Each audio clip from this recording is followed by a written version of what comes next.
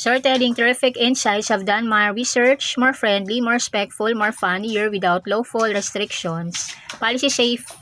Stay hopeful when you struggle. Be like 1. Keep going even slowly. Some days you sprint, some days you crawl. Either way, you're still moving forward. And hey, crawling counts. Reason, progress doesn't have to be past to matter.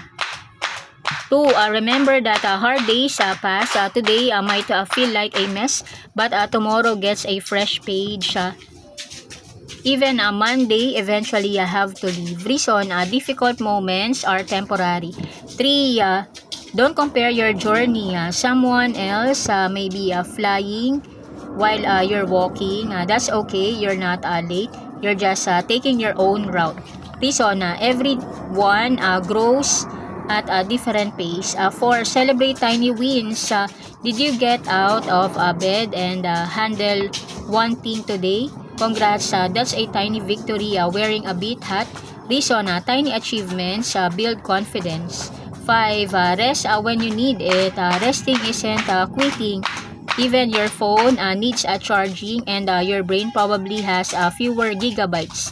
Reason, rest helps you recover and continue. 6. Learn from setbacks. A setbacks is not the end of the story. Sometimes it's just life saying plot twist. Reason, challenges can teach valuable lessons. 7. Give yourself time. You don't have to have everything figured out today. Even GPS sometimes says recalculating. Reason, growth takes patience. 8. Keep your dream alive. Don't throw away your dreams because today is difficult. Your dream didn't ask for perfect weather. Reason, temporary struggles shouldn't erase